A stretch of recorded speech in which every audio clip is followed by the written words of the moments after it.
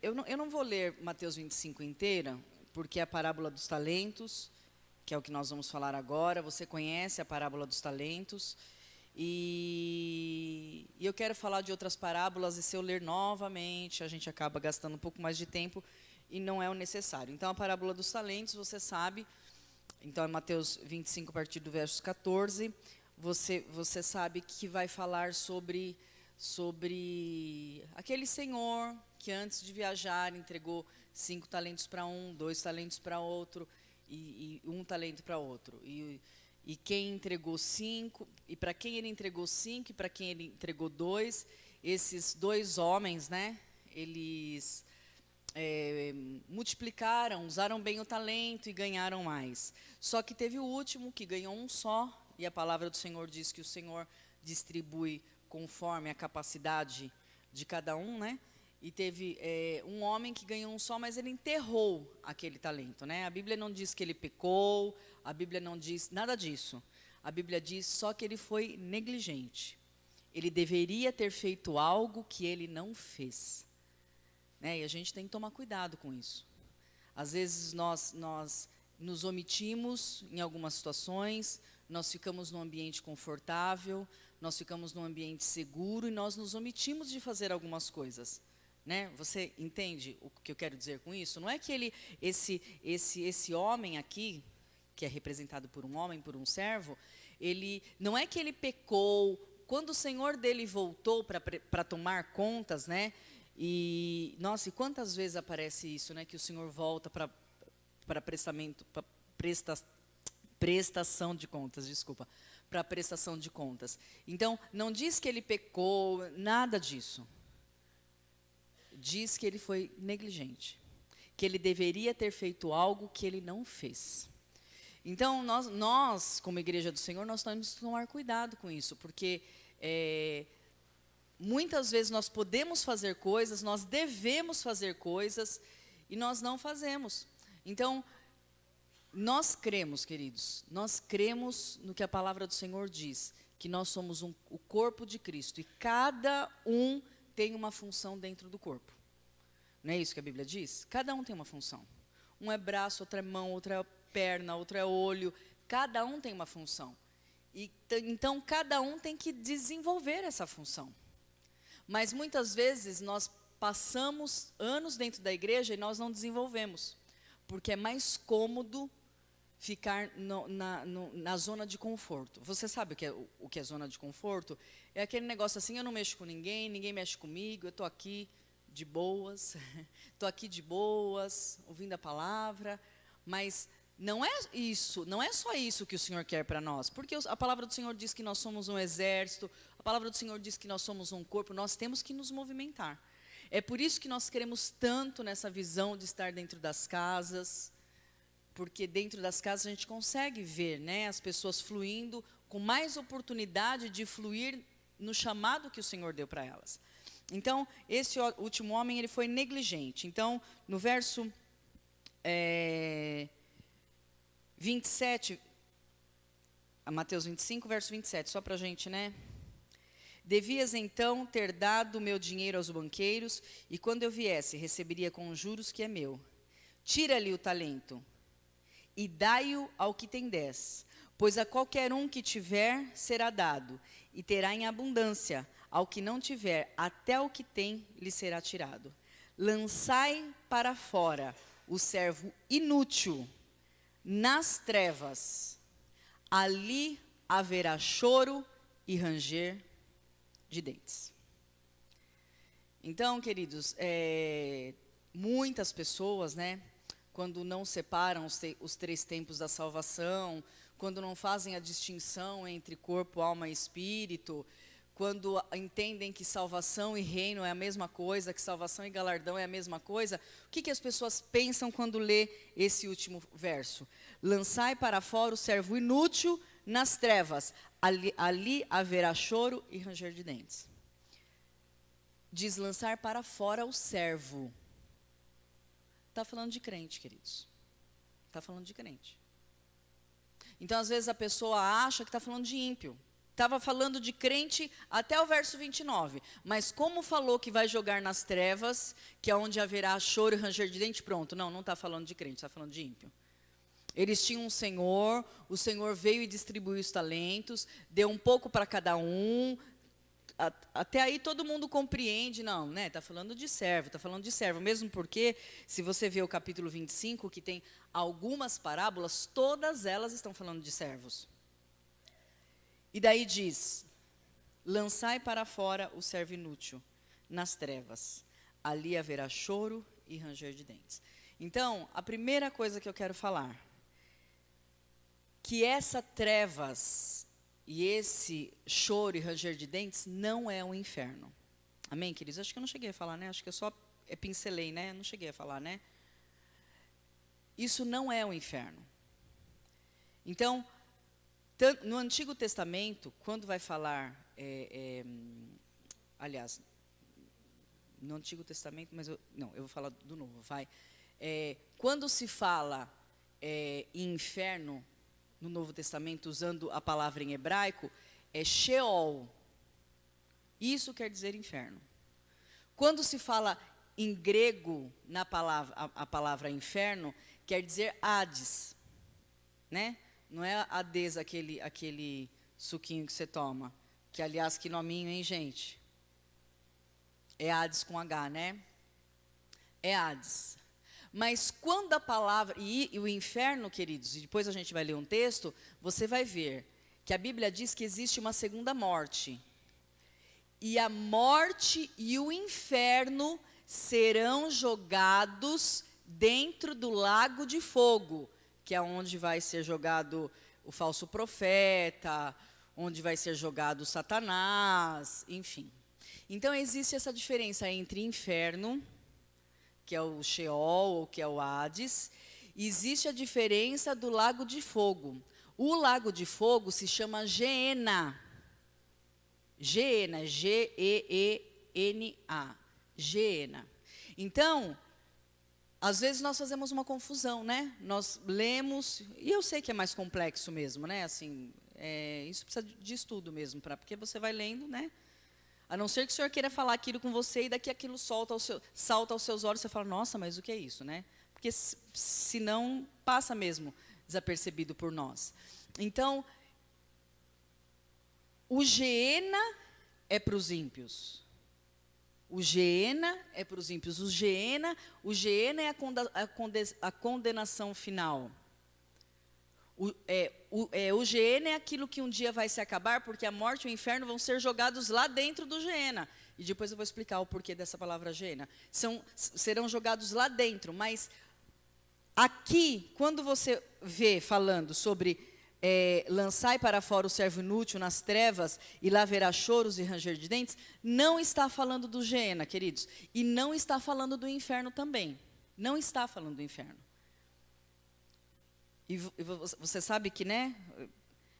E até para a gente ir pensando e ficando mais claro, quando fala trevas, a gente já pensa nisso, já pensa no inferno, já pensa, né? Tal. Mas o inferno não é um lugar de trevas, porque a Bíblia diz que tem fogo no inferno. E fogo é um, não sei se eu posso falar assim, é um combustível de luz, né? Existe luz. É a luz do fogo, mas existe. Então, o que quer dizer essas trevas? Essas trevas são quando você sai da presença do Senhor.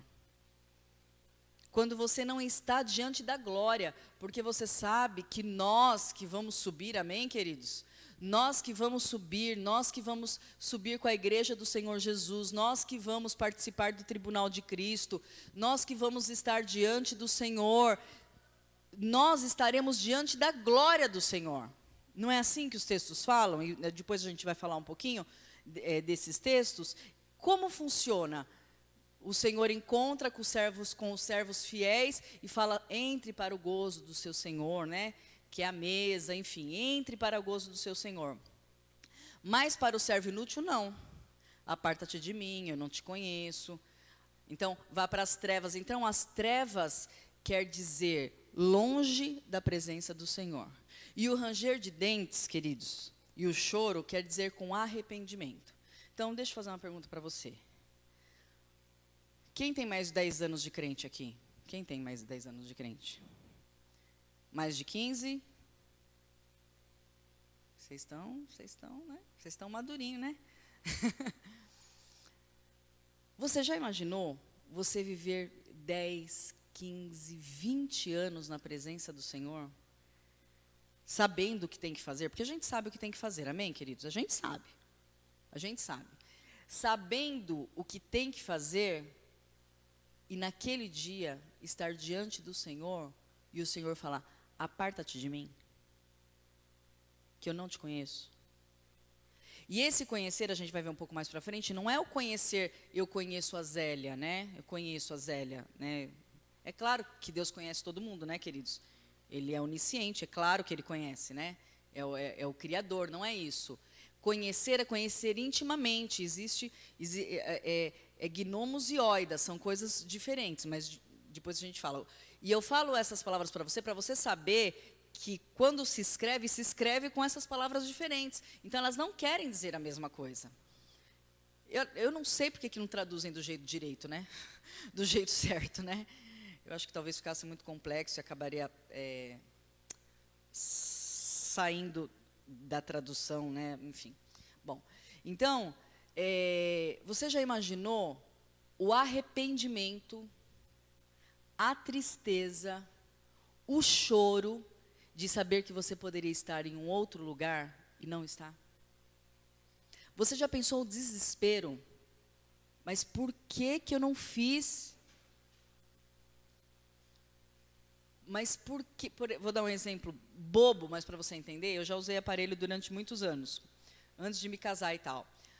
Aí, como eu não sou muito metódica, né, não sou, infelizmente, até gostaria de ser, quando eu fui me casar, eu falei, gente, tem que tirar esse aparelho, né? Já não cuidava dele fazia tempo, assim, né, tal. E eu tirei o aparelho, depois que eu usei o aparelho, sei lá, 9 anos. E eu tirei o aparelho, fui lá no dentista, tirei o aparelho e tal. Só que eu tinha que colocar a contenção, né? Que é aquele ferrinho, né, tal. E daí eu não coloquei, o dente começou a entortar de novo, né? Os meus dentes estão andando, né? Vou ter que colocar o aparelho de novo, né?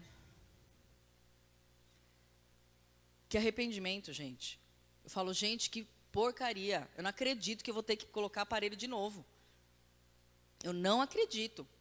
Eu falei, ai meu Deus do céu. E ainda quero colocar do aparelho que eu tinha antes, que era um branco, transparente, porque eu sempre lidei com gente e tal. Eu não queria ficar com os bractinhos lá prateados, né? Imagine agora, depois de uma certa idade, né?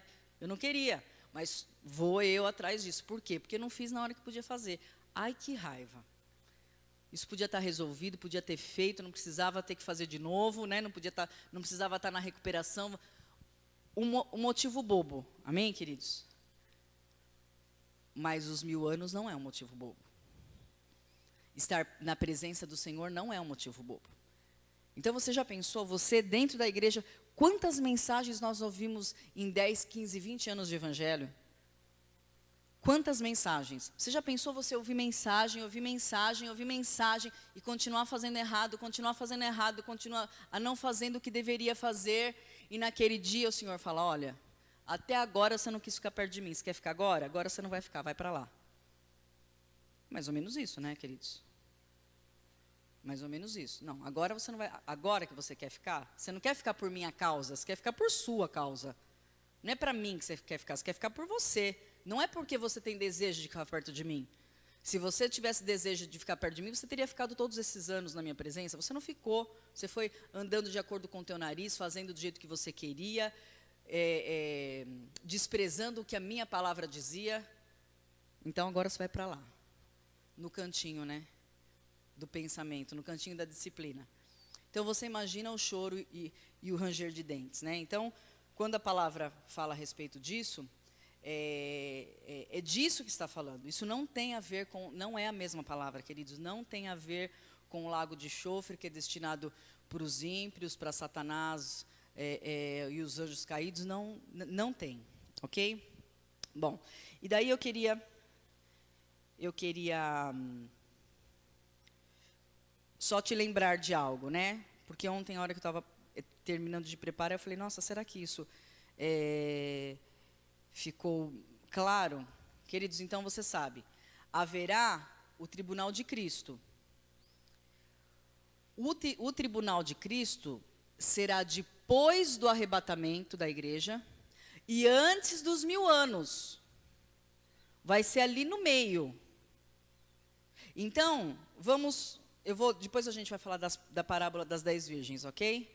Porque a parábola dos talentos está falando da recompensa, está falando do tribunal de Cristo, que acontece depois do arrebatamento e antes dos 1000 anos. Vocês estão entendendo? Então, gente, vocês estão entendendo? Então, é muita informação, né? Então, haverá um tribunal de Cristo, o tribunal de Cristo, só para você lembrar, ou nós vamos ser honrados, né? Ou nós vamos receber galardão, ou nós vamos ser disciplinados. E depois a gente vai ler aqui mais alguns versículos. Eu não peguei todos, porque senão não dá, né, queridos? Mas eu peguei alguns que eu acho que são suficientes. Então, o tribunal de Cristo é depois do arrebatamento. Então, quando você lê aqui sobre a parábola dos talentos, está falando depois do arrebatamento, mas a parábola anterior, que é das 10 virgens, está falando do arrebatamento. Então, você se lembra, a gente vai ler, mas você se lembra, né? Tem lá as 10 virgens, amém, queridos? É noiva, tá? Não é ímpio, esquece, nós não estamos falando de ímpio. São as 10 noivas, tem lá as 10 noivas, 5, todas estavam cansadas, adormeceram e tal, mas 5 tinha óleo e 5 não tinha óleo, né? 5 tinham a lâmpada acesa, 5 não tinham a lâmpada acesa. E daí a palavra do Senhor diz que 5 são arrebatadas, só que 5 não são. E aí o Senhor fala, aparta de mim, eu não vos conheço e tal. Então, essa parte está falando de arrebatamento. Quando nós falamos da parábola das 10 virgens, é sobre arrebatamento. E quando nós falamos das parábolas de talento, nós falamos sobre recompensa. Amém? Então, vamos dizer assim, a parábola das 10 virgens é antes do arrebatamento, né? É o arrebatamento. Depois que acontece o arrebatamento e tal, que o Senhor volta e vai pegar as nações e cuidar das nações durante 1000 anos com os seus servos, aí sim tem o tribunal de Cristo. Tá bom? Bom, vocês vão ver que nós vamos ler em algumas parábolas, não só nessa, mas diz assim aqui no verso...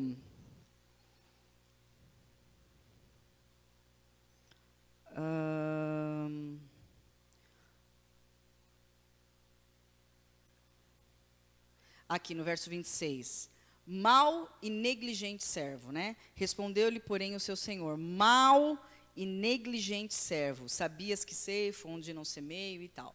Não está falando de falso, amém, queridos? Não está dizendo que não era um servo, que não fazia parte, né? Não é isso que está falando. Existe uma diferença, né? Existem textos que vão falar dos falsos, né? Falso profeta, falso isso, falso aquilo. Uma coisa é ser falso. O que é ser falso? É uma coisa que não é legítima, não é?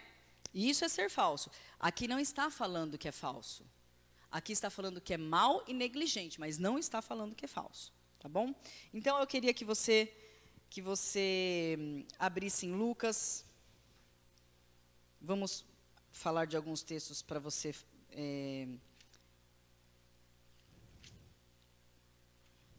ficar mais convencido, porque eu sei que é difícil.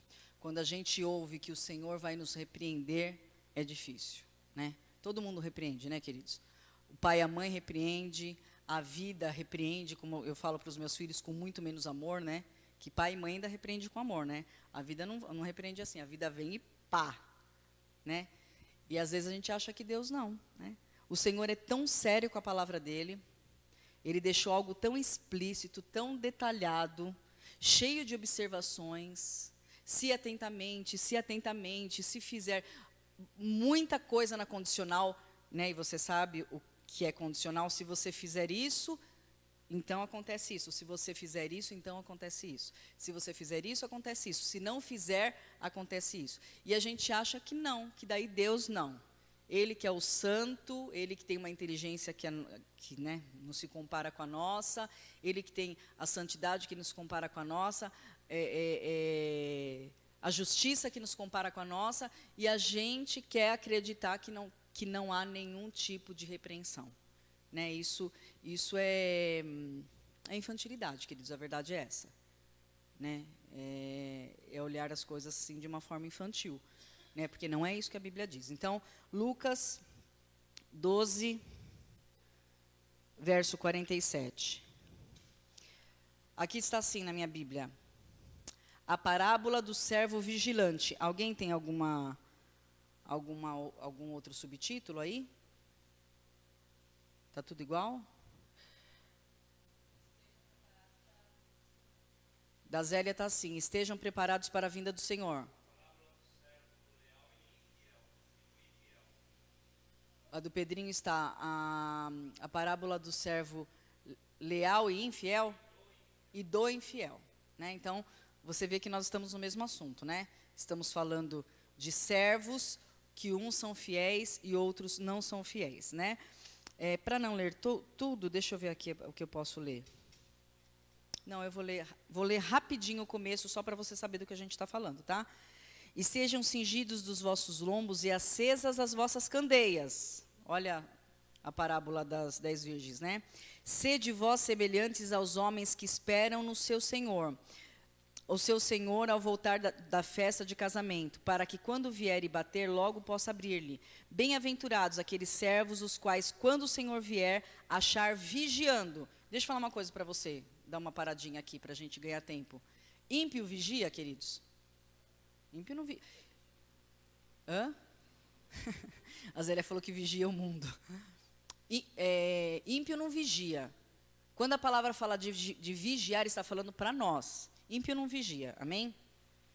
Em verdade vos digo que se cingirá e os fará sentar-se à mesa, e chegando-se os servirá.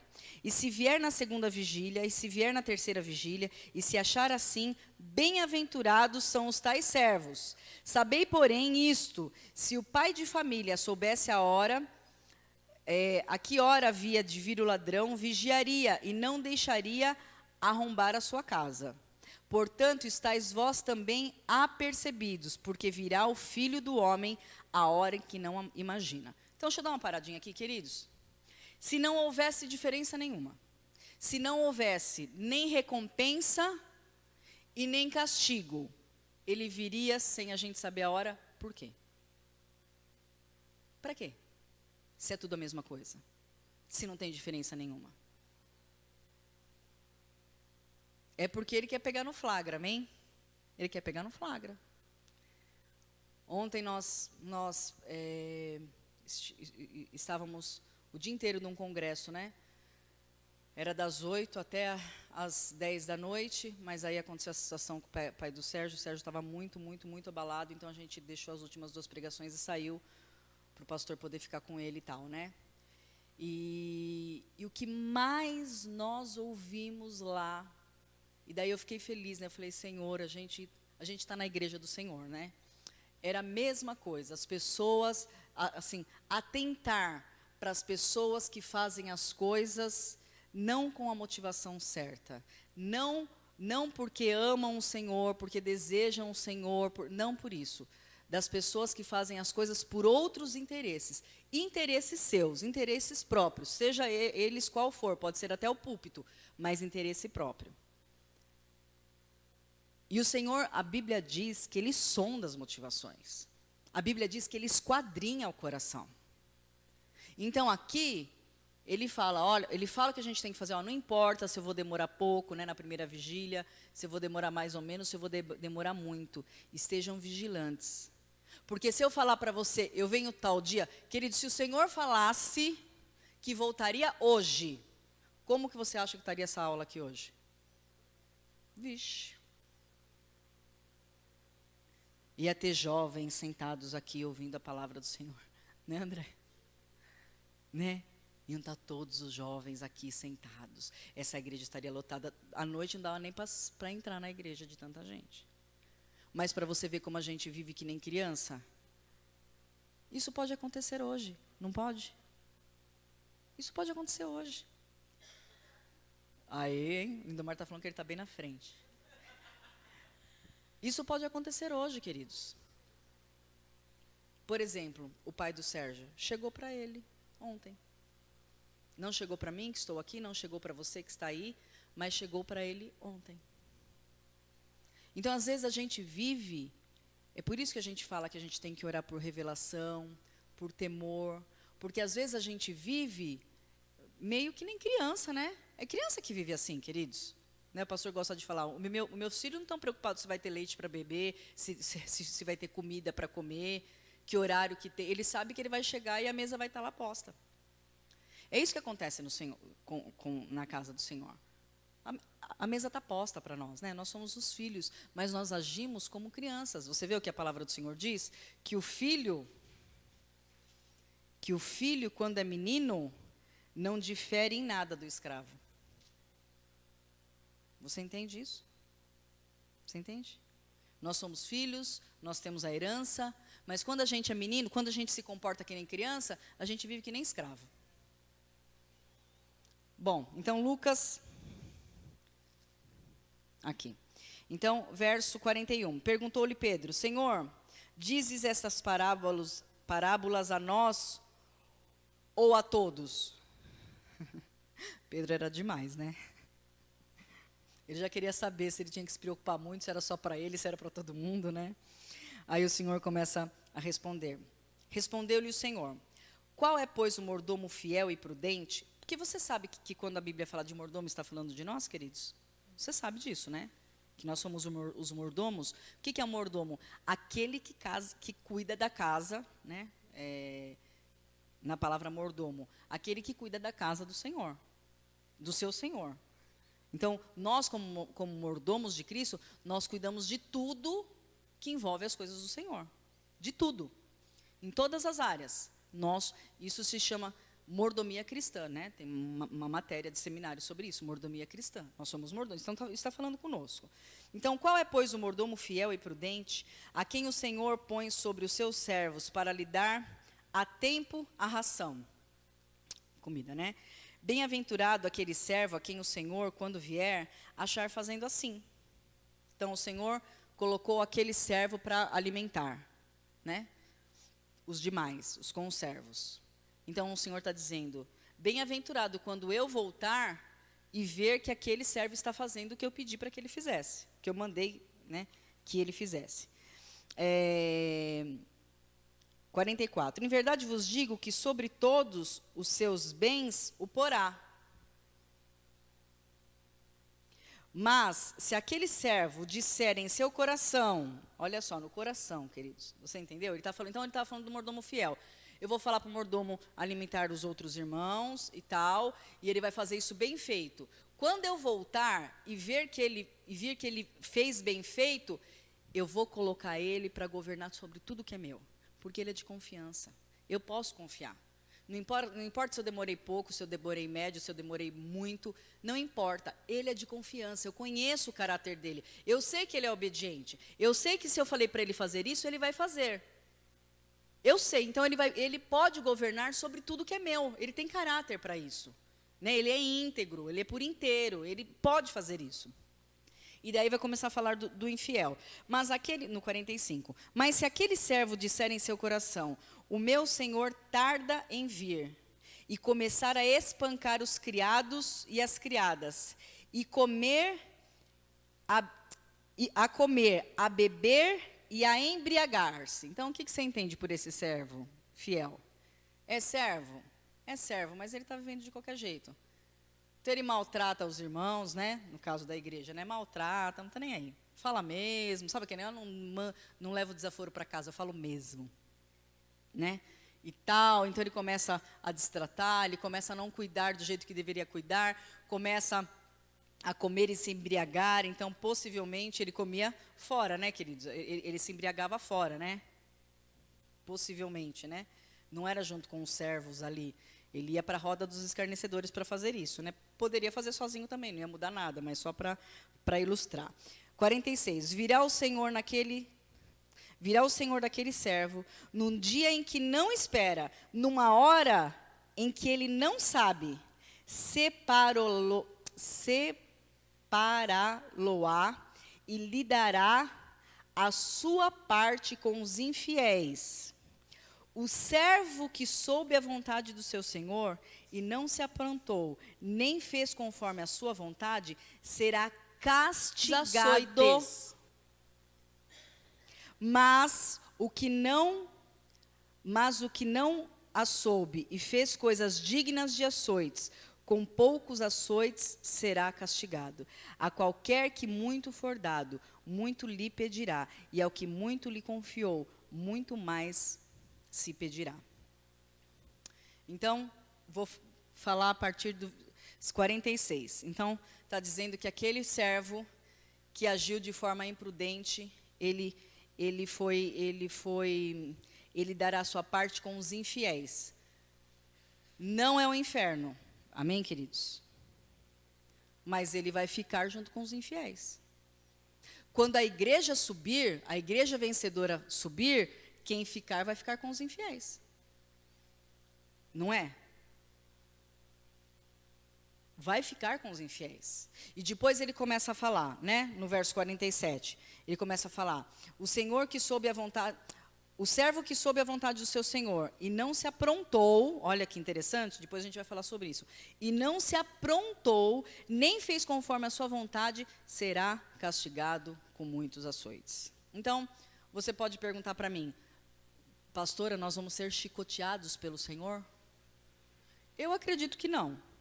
Eu acredito que não é uma disciplina física, porque nem hoje é uma disciplina física, né?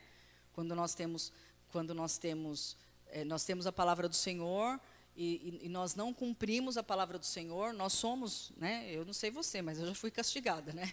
Nós somos castigados, mas nós não somos açoitados. A gente não apanha de varinha, mas a gente deixa de colher e recebe algumas consequências dos nossos erros, coisas que nos desagrada, enfim, né?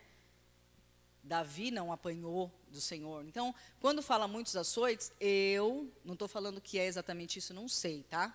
Se naquele dia a gente vê o Senhor com um chicote na mão, não fala, pastora, ensinou diferente. Eu não sei. Não sei te falar, porque a Bíblia não é clara. Eu acredito que não é esse tipo de açoite. Queridos, eu acredito, e você viu que o pastor passou aqui aquele dia, que quando a igreja subir e pessoas ficarem aqui, gente, vai ser desesperador.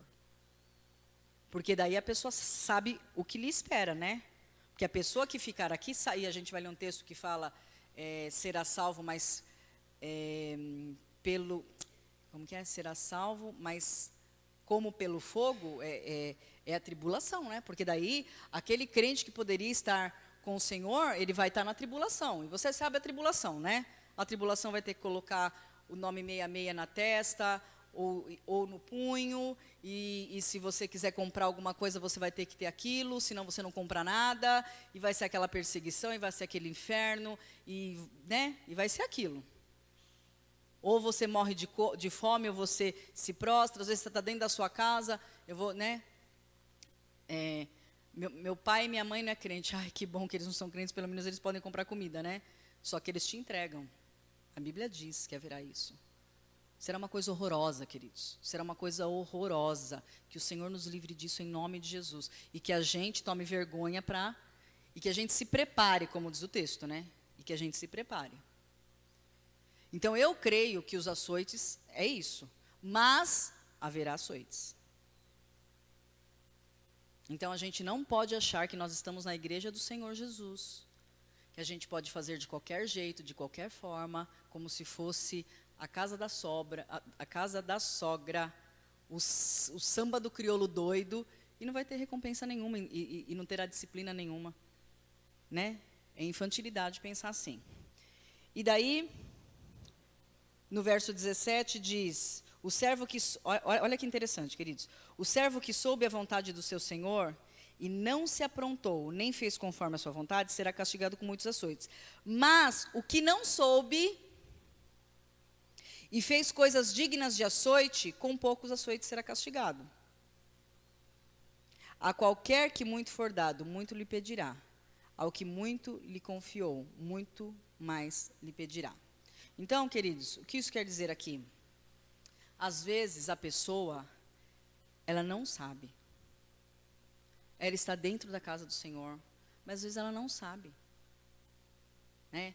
nem digo na nossa igreja local, graças a Deus a gente tem acesso muito à palavra do Senhor, mas existem lugares, por exemplo, agora nós já estamos, na verdade, né? Mas agora o pastor vai ficar uma semana, não sei se falou para vocês, uma semana numa tribo indígena lá na praia, né? No meio de uma ilha. E, esse meu marido eu vou falar, gente. Eu falo, Marinho, cada hora você inventa uma coisa, né? Porque eles têm que preparar o cacique lá da tribo, assim, teologicamente, né, querido? Precisa de um pouco mais de informação para ser consagrado a pastor, para cuidar daquelas pessoas. Ele precisa dessa autoridade sobre ele para cuidar daquelas pessoas. Então, ele vai para lá e vai ficar uma semana lá.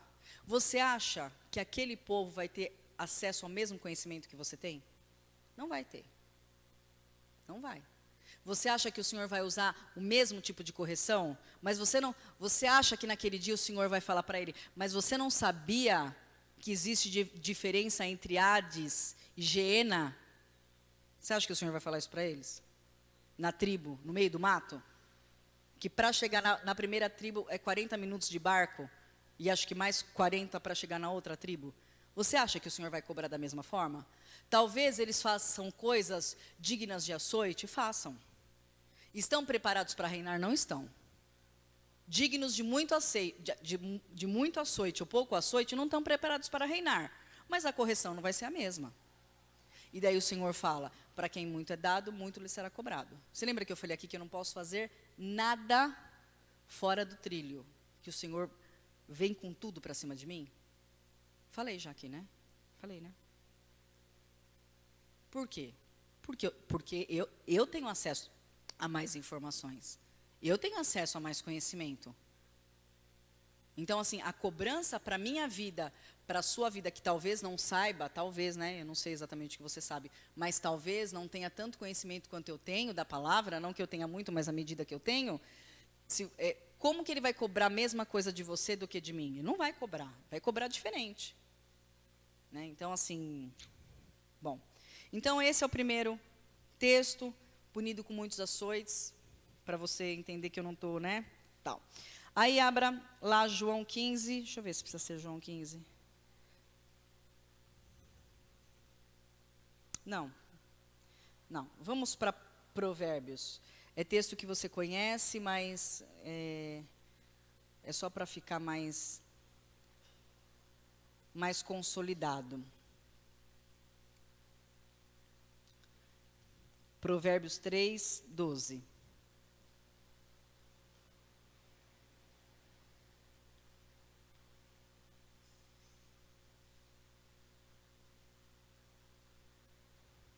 Então, Provérbios 3, 12.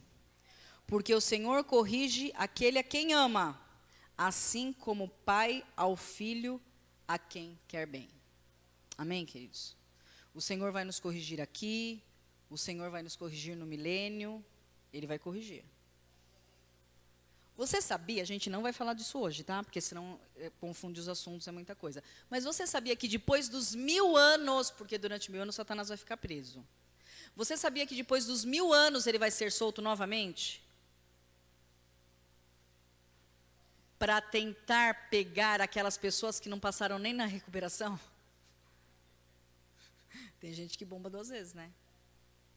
É isso que a palavra diz. Mas a gente não fala disso hoje, tá? Senão a gente não consegue andar. Então, nós lemos Provérbios. Agora eu queria que você fosse para Hebreus.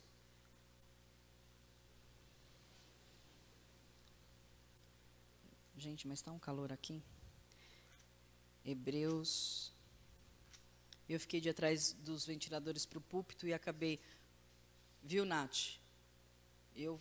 Quem me inspirou a colocar ventilador apropriado no púlpito foi você, porque outro dia eu olhei para você, eu não acreditei. Eu falei, essa menina vai desmaiar aí. A gente vai comprar, tá? É que foram tantas emoções essa semana que... Bom. Não, para os outros do púlpito também, né? É que aí você fica ali fechada ainda, né? Ai, meu Deus, eu quase tive um... Bom, Hebreus 12, verso 6.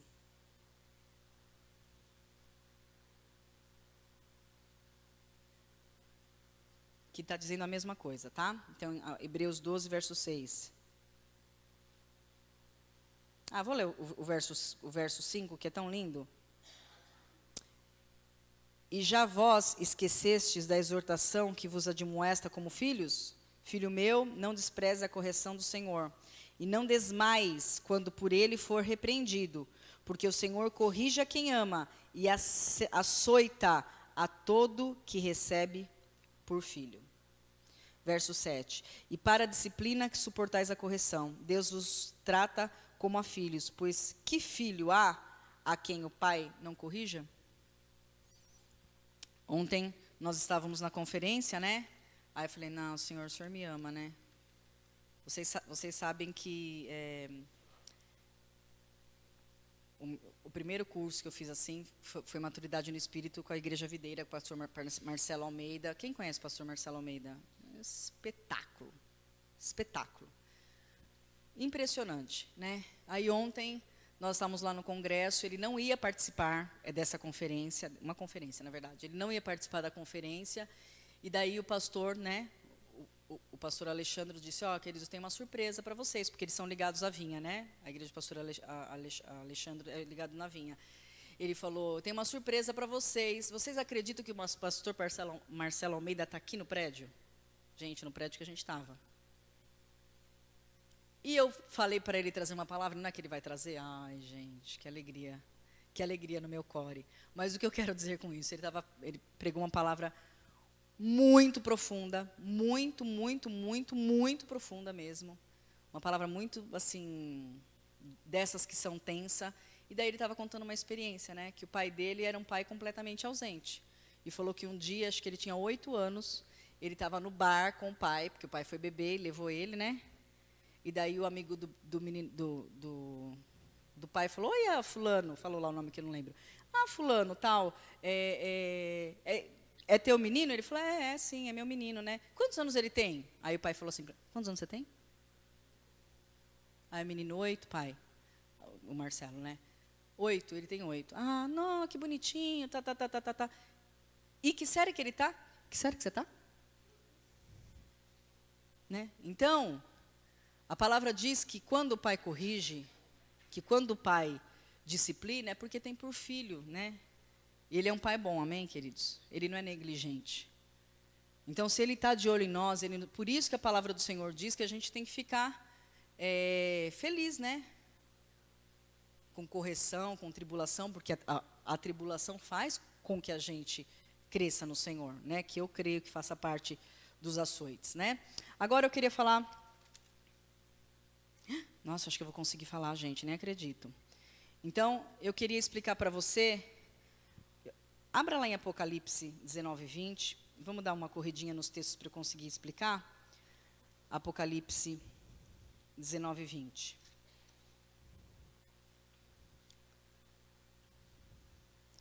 Eu tenho mais outros 5 textos aqui, mas eu não vou ler todos, acho que não tem necessidade. Depois, se você quiser, você me pede, eu te dou. Tá? Ou eu falo e você anota aí, eu não sei, né, que jeito que você prefere.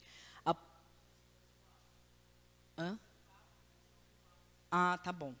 Então, eu vou falar só os textos, mas eu vou ler um só, tá? Então, Apocalipse 19, 20, Apocalipse 20, verso 10, 14, 15, Apocalipse 21, 8. Mas eu vou ler só o Apocalipse 19, 20. Então, Apocalipse 19, 20 diz assim.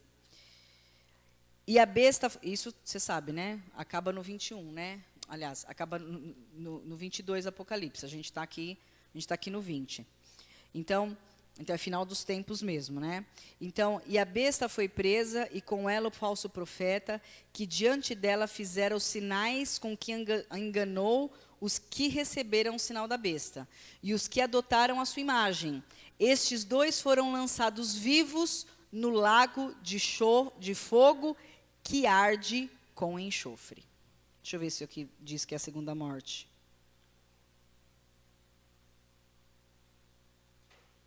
Eu vou ler o 20, verso 14.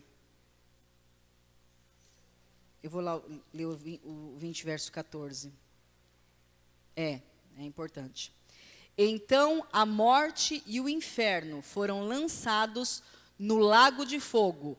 Esta é a segunda morte.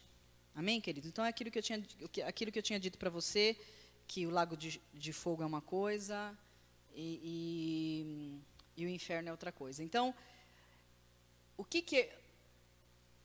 por que usa essa palavra Geena? Porque existia um vale, e a raiz da palavra Geena vem disso.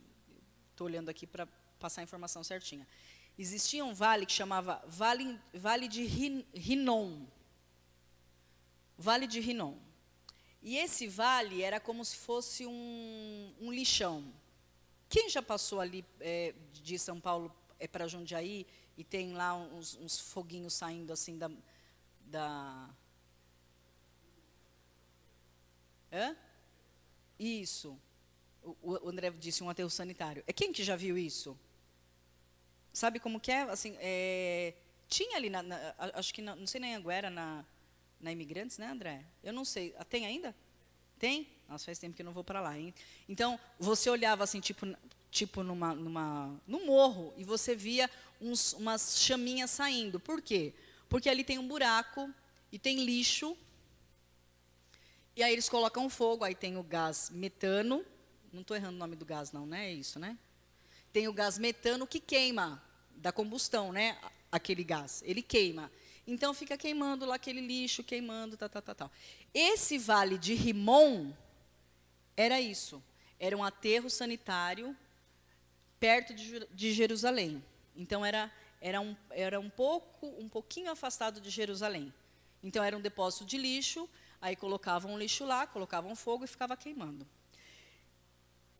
E eu achei tão forte isso, porque diz assim, que é queimado como é no aterro. É queimado pelo fogo, lixo.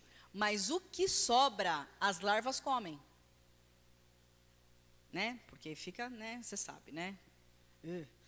As larvas comem. E Jesus usou exatamente essa figura para falar um texto para a gente. Deixa eu ver onde está.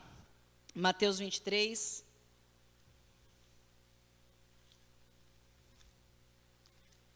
Então, quando o Senhor falava a respeito de lago de fogo, e ele usava essa palavra, eles sabiam do que o Senhor estava falando. A gente não sabe, agora a gente sabe, né? A gente poderia não saber, mas eles sabiam do que o Senhor estava falando. Então, Mateus 23, 33. Mateus 23, 33.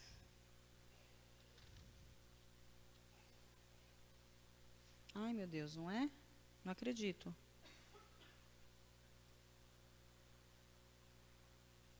Ah, não, gente, eu preciso achar.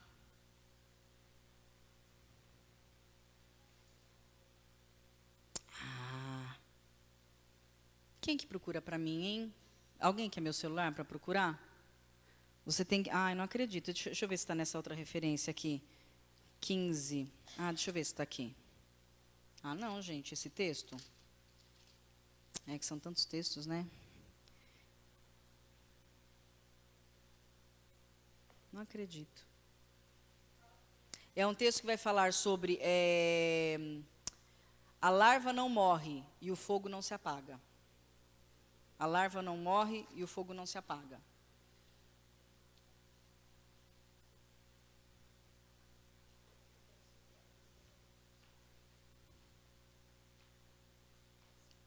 Gente, aqui não dá para a gente não ler. Calma aí que tem senha.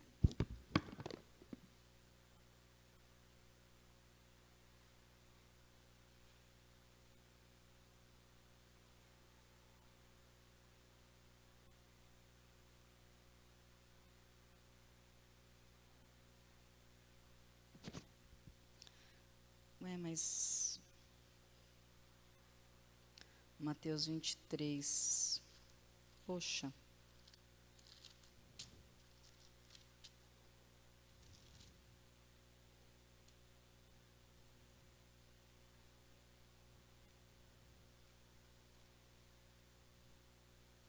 Isso porque eu olho e reolho, viu, gente?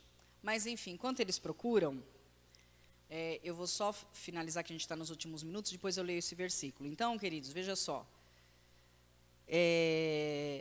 A Bíblia, ela vai usar a palavra, ela vai, como é? Marcos, gente, que isso? Nossa, confundi tudo, né?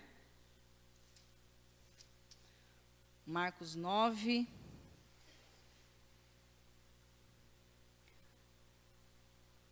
Eu vou ler 42, tá? E quem escandalizar um desses pequeninos que crê em mim, vocês ouviram, né? Marcos 9, 42. E quem escandalizar um desses pequeninos que crê em mim, melhor lhe fora que lhe fosse pendurado ao pescoço uma grande pedra de moinho e fosse lançado ao mar.